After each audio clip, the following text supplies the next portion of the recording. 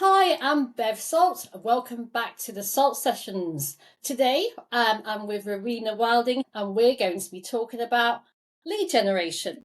Rowena, would you like to introduce yourself to our listeners? Hi, thanks so much for having me on, Bev. I'm Rowena and I am the founder and CEO of Wilding Marketing. We're an agency who focus on B2B lead generation marketing, and we work with SMEs across the least sexy sectors. We love working with FM organizations, with utilities, with IT, with all the things that people think are incredibly boring, and we bring spark and fire and excitement and sex to, well, we sex it up for those organizations.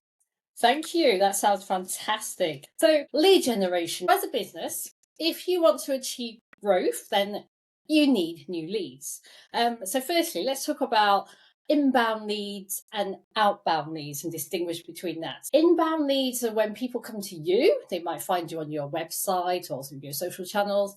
And outbound leads is when you approach potential new clients. And I've been looking at stats, and they say that for every 10 leads you get, at least 5 or 6 of those should be inbound leads. So if you're not getting anywhere near that sort of figure, then perhaps your lead generation strategy isn't working as effectively as you might think it is. So that's why we've got Rowena here today. You do a course as well, don't you, on a lead generation for people who want to learn more about it. So, Ro, let's cut to the chase. When it comes to lead acquisition, in your experience, what do you think actually works? It's a great question. It's a huge question, but it's a great question. I want to caveat this just by going back over what you just said around outbound and inbound leads. I think it's really important to say that one isn't better than the other. There isn't a situation in which outbound leads are worse leads than inbound leads. That's not the case. And I think kind of the point of your 10, 5 should be inbound. Kind of the point there is you shouldn't be putting your eggs all in one basket. If all of your lead generation is outbound, you're at risk there. That's a business risk. If all of your lead generation is inbound, actually that presents just as much of a risk. So when you're cultivating a lead generation strategy, you want to be thinking about both types of lead generation. You absolutely want an sales department or an active or proactive approach to going out there and getting great leads, but you also want to be putting together a strategy that is so attractive that it brings people in. And by doing that, you're spreading the risk when it comes to your lead generation. You're ensuring that you've got more than one avenue to bring new leads into your business. So it's absolutely not a situation where one is right and one is wrong. What we're saying is a really robust business plan thinks about both sorts. Now, in terms of what works, again, I cannot nail down one strategy that works for everybody. It's not cookie cutter. It's not one size fits all. But I think that ultimately, when we're putting together a lead generation strategy, we want to go back to the very foundations of marketing, which is a sales funnel. We all know what that looks like, where we're going to fill up the top and we are going to slowly, or hopefully not too slowly, whittle that down to the point that we get a bunch of lovely, warm leads at the bottom who are ready to pass over to your sales department or ready to convert on the spot. So we're going to do that. Let's give an example. Is an example what you want, Bev? Will that work for you? Please share an Okay. example. Let's say we've got all these different channels and all these different mediums open to us, and we can market to people in all these different ways. We're going to fill up the top of our funnel by increasing our visibility as widely as we possibly can. So let's say we are going to create a social media strategy that targets a particular audience. We're going to post organically a specific topic or a specific pain point that's really going to capture their imagination, and we're going to run some ads around that as well. So we're going to fill up the top of our funnel, increase our visibility, and gain a little bit of interest from a nice wide group of people that's going to be really widely targeted. And then we're going to try and move people down the funnel by igniting their interest and helping them to know us a little bit better, like us a little bit better, and trust us a little bit more. So we're going to do that by positioning ourselves as experts in the market.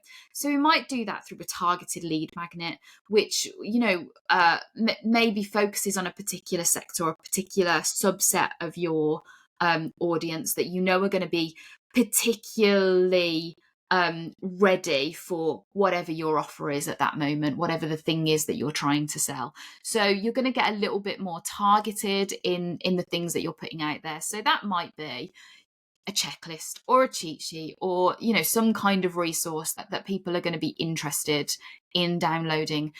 This is still very high level. We're still very near the top of the funnel. And actually, I think a mistake that lots of business owners make is thinking that that lead magnet is towards the bottom of the funnel.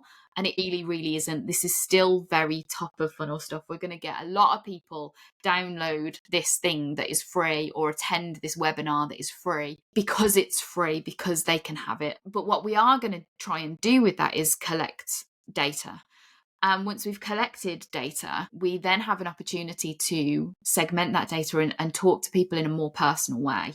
We can start to nurture them. And that's where, we've done some social media marketing, we've done some adverts potentially. Now we're going to get into a little bit of email campaigning, and we're going to start to build some email journeys that take people from okay, you downloaded this thing, which was targeted to a specific pain point. It's the best kind of lead magnets. They hone in on a challenge that the audience has, and they give a little bit of an answer to that challenge. And then we build this nice email journey that just drip feeds. This is the challenge you've got. Don't forget that you've got this challenge. Don't forget that we know how to solve this challenge. Also, we're going to solve this challenge in a way that's different from our competitors, and it's different because of X and Y and Z. And that's going to be perfect for you because I know that you downloaded this lead magnet because this is the challenge you've got. Don't forget the challenge you've got. Don't forget the fact that we can solve that challenge for you. And you're going to nurture people through that email journey. And then once you've done that, as you go, you're collecting more and more data. You're seeing who is opening, you're seeing who is clicking. You might have links through to other blog posts, you might have links to other downloadables that people can grab, and you're seeing as you go through that journey who is engaged.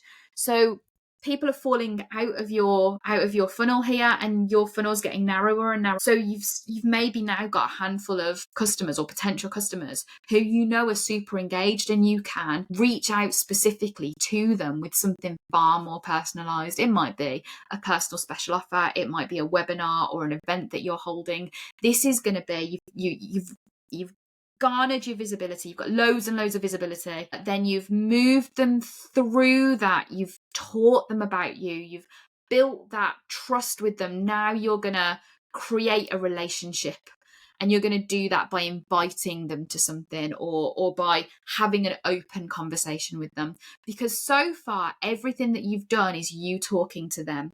And again, this is another mistake that I see so many businesses making. They think that marketing is one way. And you see it all the time, don't you? Like when you're looking at icons around marketing, it's always megaphones. But marketing, the very best marketing is two-way. It's a conversation. It draws people into a wider conversation. And you see it with, campaigns that organizations like Aldi and John Lewis and McDonald's run that make people want to be a part of a wider conversation. And that's what you're going to try and do. You're going to try and draw people into conversation through an event or through a webinar or through a tutorial or whatever it is. And by doing that, you can further understand what the challenges are and continue to show them how you solve those challenges. And then by the end of that, what you've got is a whole bunch of hot leads. That's your lead generation funnel, basically. With your hot leads, you can then either hand them over to your sales department if that's what you've got, or you can draw them into one-to-one conversations and sell to them directly. That's how I would do it. Obviously, I'm talking very much in a B2B kind of a scenario there, because that's my expertise. It would look considerably different for a B2C situation, and depending on business size, that might be a lot longer or it might be a lot shorter. No, that's great because all my customers are B2B as well. So if a company had a various customer personas that they were targeting, and these customers are all very, very different in terms of age group and demographics, would you recommend tailoring your marketing messages to different segments? Or would you Yeah. just do a one for everybody? So, I feel like you set that question up beautifully, Bev. Segment, my advice is always segment from day dot. When you are collecting data, segment from day one. It's the most important thing to do with your data as you are collecting it. You want to be able to cut it as many different ways as you possibly can. So yes, segment by demographic, segment by age, segment by pathway into the database, segment by the lead magnet that they downloaded, segment by the event that you met them at. Yes, segment, and personalize your messaging as much as you possibly can. And when I say personalize, I do not mean put their first name somewhere in the email. That is not personalization. That was personalization a decade ago, more than a decade ago, and we are far, far past that now. When I talk about personalization, I mean gather as much data as you possibly can on your customers, create segments as small as you can get away with, and target your communications so that every time you speak to someone they feel like you are speaking to them. Not a hey guys, not a I'm chatting to everybody in my audience, not a throw it at the wall and hope something sticks. I mean, if you've got a very, very low ticket offer, sure, that stuff can work if what you're selling is extremely cheap. But the reality is if what you're doing is trying to create that emotional trigger that makes someone buy, and every time we buy something, it is attached to an emotional trigger every single time. I used to say every time we buy something, with the exception of toilet roll, there is an emotional trigger. And then COVID happened, and I have revised that statement because every time we buy something, there is an emotional trigger, and that includes toilet roll, as we now know. So if what we're trying to do is connect with people in a way that is going to trigger that emotion, it has to be targeted and it has to be personalized, and you cannot do that with a round robin, throw it at the wall and hope something sticks kind of One person. communication. Yeah. With personalization and tailoring, which sounds quite expensive. So I know this is a really difficult question to answer, but how much budget should businesses be setting aside for lead generation, say as a percentage of turnover? 15%. 15, B2B.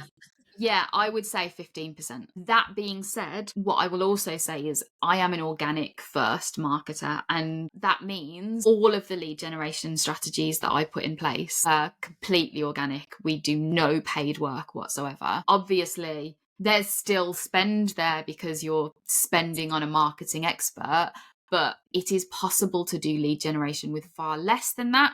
It's just going to take a lot longer. Organic lead generation, you're looking at a year's worth of time investment there, and it will be time intensive. Whereas if you're going to do paid lead generation, or you're going to include paid in your lead generation strategy, you're going to get results faster. And I'm not saying it will be instant, but it will certainly be faster.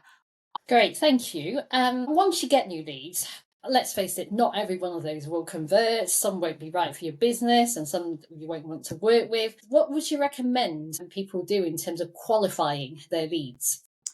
Yeah, I love this question, Bev. And again, I don't think I have a one size fits every business answer. Every business needs a lead qualification process, and I've seen some really, really great ones. And if I'm honest, most of those come from just really great conversations, actually sitting and having a great conversation. We are in an age, though, where we have AI tools that can do an awful lot of heavy lifting for us. And I think that it's prudent not to waste masses of time sifting through every lead in order to have a conversation to discover if they're great. When it comes to qualifying leads, my hope would be that the vast majority have qualified themselves. And again, through really great personalization and through really clear USPs. What you should have at the bottom of your funnel is a handful of leads that have mostly self-qualified as being pretty much perfect for your business. You can absolutely use AI to gather information from them and understand actually if there's a good fit. And then I think really it's down to those kind of values conversations to work out if everything else fits. Thank you. In B2B, we typically have longer buying cycles compared to B2C because it might just not be one person. It might be multiple people making that buying decision. And for me, it probably takes me on average 2 months to convert a client, I would say. So during those 2 months, can you share any tips on how businesses can nurture those leads to make sure they don't go elsewhere? Yeah, absolutely. And again, Bev, you're on fire with the questions. The lead nurture process is more important than the lead generation process, right? So I say this to every single client when I take them on. It is cheaper to convert people who are already in your pipeline, who you've already worked with or already had conversations with, than it is to go out and find new leads. So if you have leads in your pipeline that are sat there that you've done nothing with, it makes far more sense to reinvigorate those than to start again from scratch. You do not need to reinvigorate them if you have a really great nurture process. That means keeping in touch. Now, I'm a big fan of the account-based marketing kind of style. I really love going out there to specific businesses. And this is why I'm saying outbound lead generation is just as important as inbound lead generation. But I like going out there with really personalized communication journeys for specific businesses that I've already identified, because by doing that, the nurture is built in. So yes, email communication, but we have to acknowledge that email is the busiest it's ever been. Our email inboxes are absolutely full to the brim. So if you are adding to that noise with another newsletter that nobody's going to read, you're not nurturing, you're just again shouting at someone who doesn't really have the time to listen. So let's think about ways that we can subvert the norm right now. There was a time when direct mail, it was piling up on our doorsteps, but when was the last time you actually got direct mail that you wanted? We hardly get any anymore. So a really well thought out direct mail campaign is a fantastic way of nurturing people in your pipeline. There was a previous employer that I worked with, and we did a great campaign. They were a property maintenance organization, and we sent out mini Lego kits to them so that they could build their own properties, and the whole thing was around you build it, we'll maintain it. So anything that can surprise and delight, anything that can subvert the norm, these are really fantastic ways of nurturing. The other thing that people really love is ego stroking. People really love to be made to feel special. So inviting people to something exclusive, an exclusive webinar, an exclusive event, an exclusive dinner, an exclusive business breakfast, getting in the room with people face to face so that they know that you value them and their time. That's another really fantastic way that subverts the norm. I think I love email marketing, right? I've got a lot of respect for it, but I think it's really overused now. It's a really crowded medium.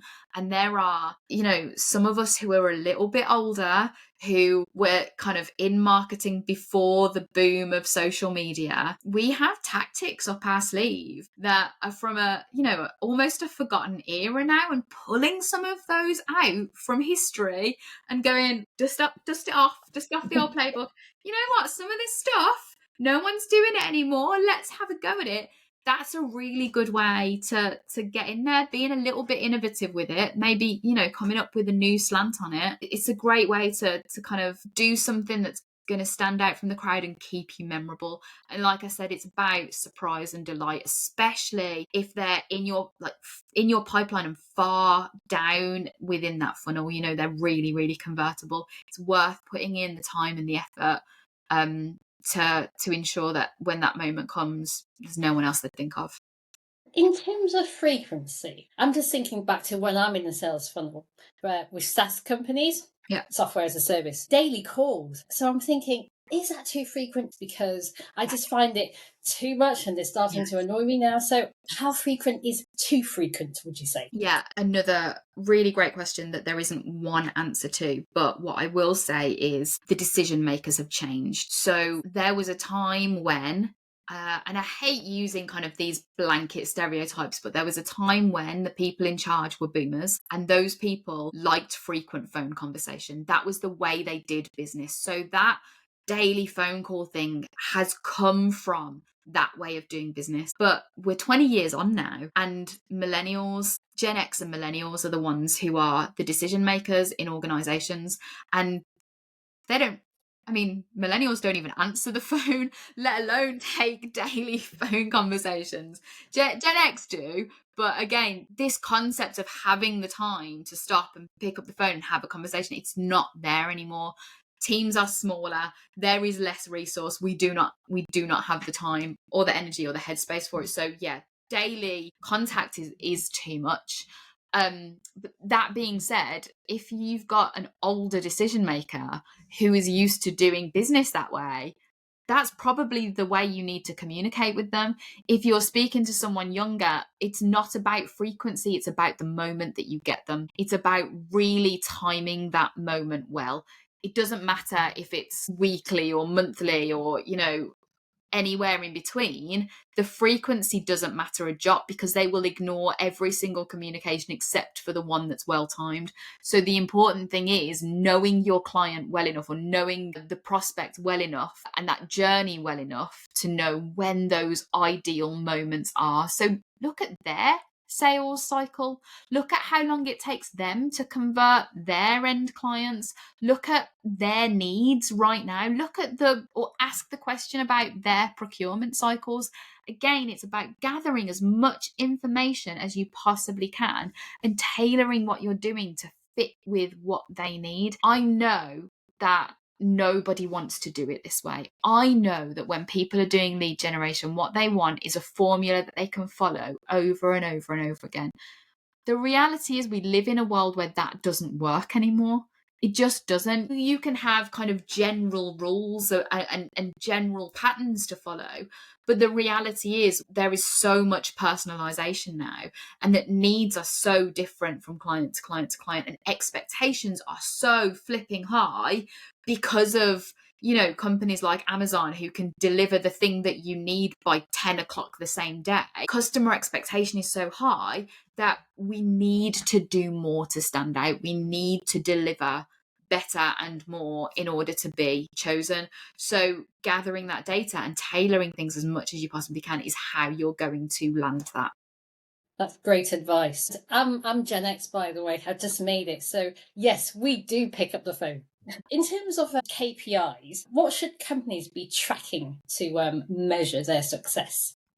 Yeah. Okay. There are more standard answers here than all of the other answers that I've given, which I'm very aware of. Well, it depends which business. What I'm going to start with is what you shouldn't be tracking. Your vanity metrics that every business thinks is important can be thrown out of the window. The number of likes and comments on your social media posts are not important. They're just not. Stop asking your social media people to track this. It's irrelevant. The only thing, especially in a time, right?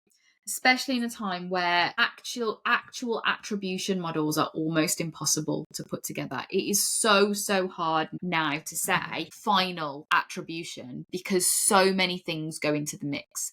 And dark social is more important than ever. I'm going to explain that because I realize there are going to be people listening who don't know what we're talking about when we talk about dark social. What I mean when I say dark social is actually the way that we consume social media now, the way that the vast majority of people consume social media now is quietly.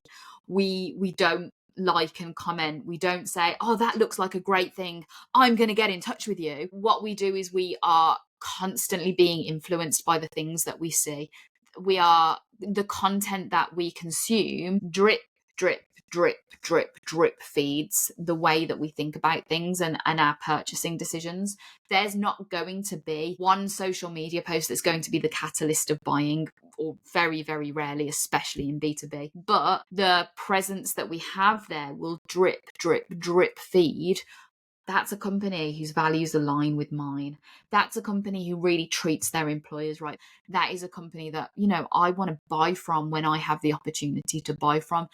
That will stick in your mind. And 9 months later, when you have a need, that will have influenced, but there's no way of knowing. There's no way of tracking that. So there are certain metrics that we're tracking regularly that just don't matter. And I would say that kind of like, comment, share metrics on social media, that they're just not important. I think impressions are still pretty important. The number of people seeing your content is still pretty important, but again, it's not necessarily going to equate to sales. I think then in terms of the metrics that matter, it's going to be more around your email marketing open rates, your click-through rates, your click-to-open rates. Definitely be tracking those. And then, on your website, you really need to be setting up events on the back end. You need to be triggering events so that actually when somebody takes this action, that matters to us, and that will be different from company to company to company.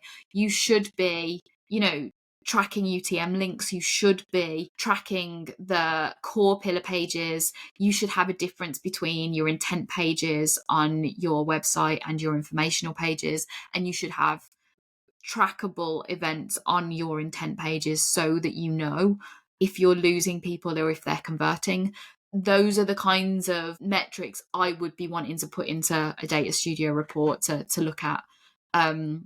And then obviously if you're running ads, your conversion rates on those are absolutely crucial to be tracking. I'm not going to talk too much about that because, again, I'm an organic marketer, not a PPC marketer. So you'll have to get a more specialist guest on to talk specifically about that stuff. But all of that paints a picture, right? We don't live in a single attribution model world anymore. And what we're doing with metrics, I know people love data because it gives hard answers, but it doesn't anymore.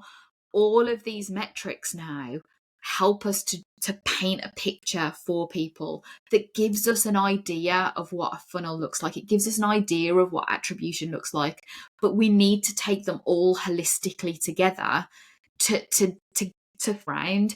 It isn't as cut and dry as it used to be. It isn't as black and white. It's far more open to interpretation. And actually, a really excellent data analyst is able to, or a really excellent data marketer is able to take all of these bits of data and create a narrative around them. If you have somebody in marketing who is reporting back to you on metrics and all they're giving you is data, you need to look at that, because that's not actually very helpful. That's cold numbers. Those data sessions where you're going back through the metrics should be a storytelling exercise. You should be hearing narrative around it. They should be giving you what this picture means. They should be interpreting that data for you. And if you're not getting that, you're probably only getting, the vanity metrics that don't really matter or don't really stack up. Yeah, because that data, as you say, is meaningless. Yeah. Unless you can interpret it right. So we need to do this because the data supports the answers. So I think out of everything you've said so far, Ro, it's all pinpoints down to you really have to understand your customer. So everything you do, is this relevant? Do I understand them? What their pain points are? And when you do, you can then create the messaging to resonate with that customer.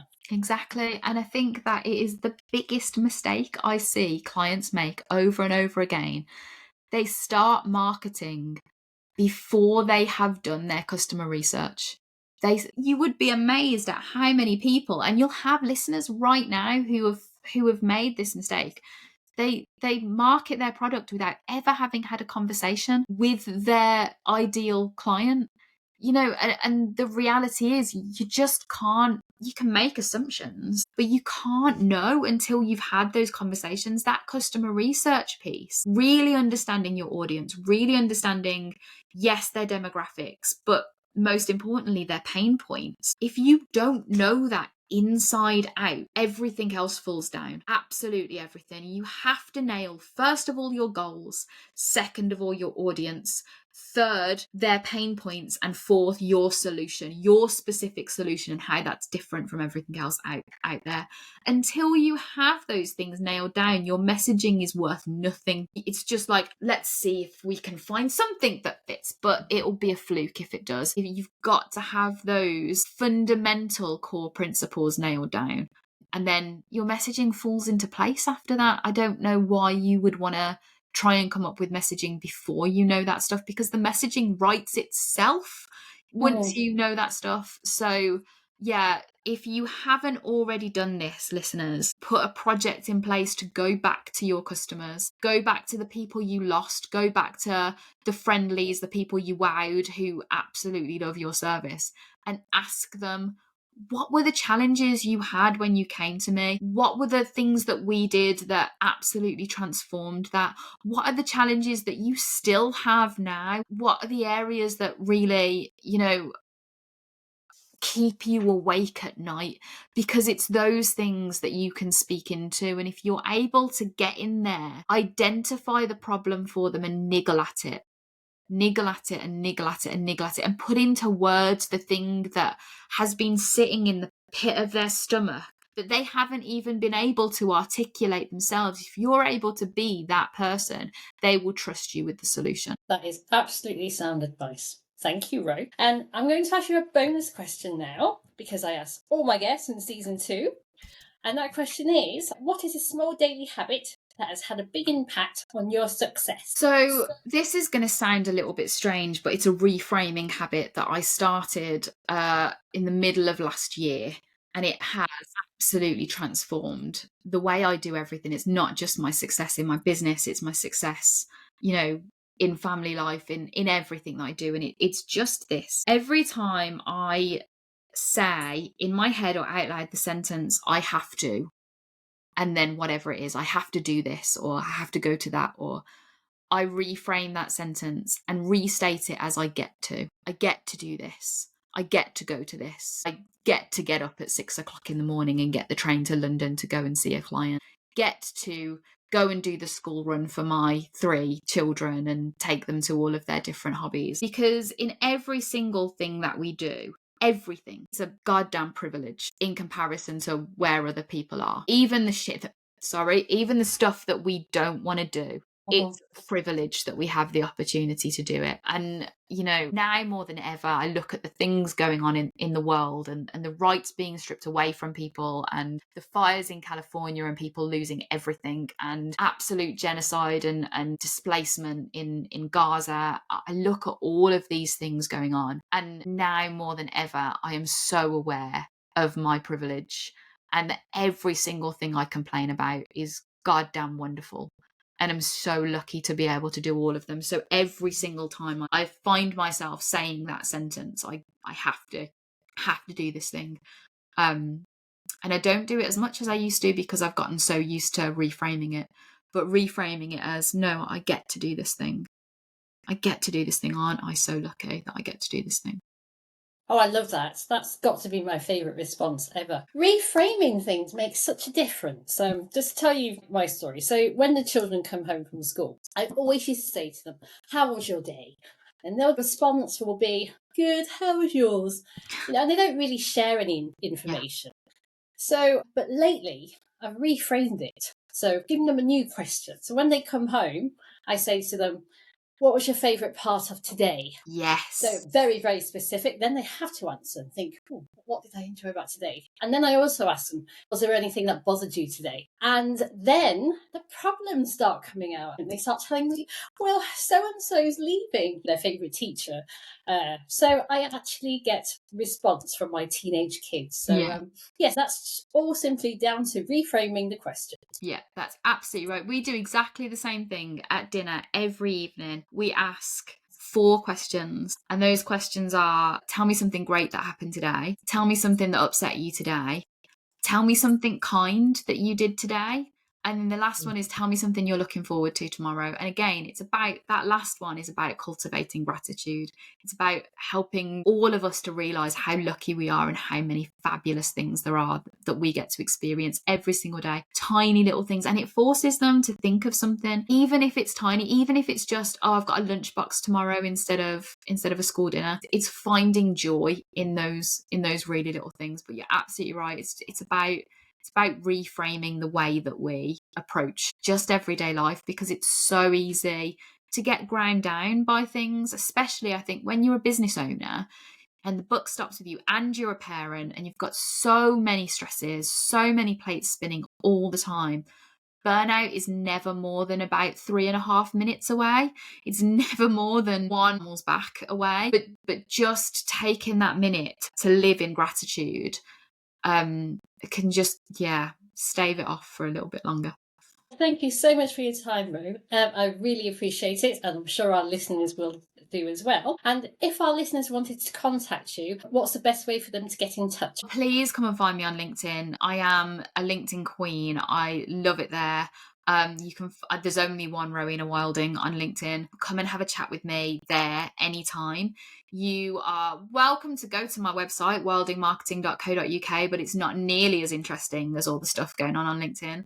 And you can email me anytime. I am just Rowena at wildingmarketing.co. I am always up for a good chat. Any problems, any marketing issues, or if you just fancy talking about politics, one of my favorite topics, or nothing is off the table. I'm one of those that will talk about politics or religion or any of it. It's all good. I'm just lonely.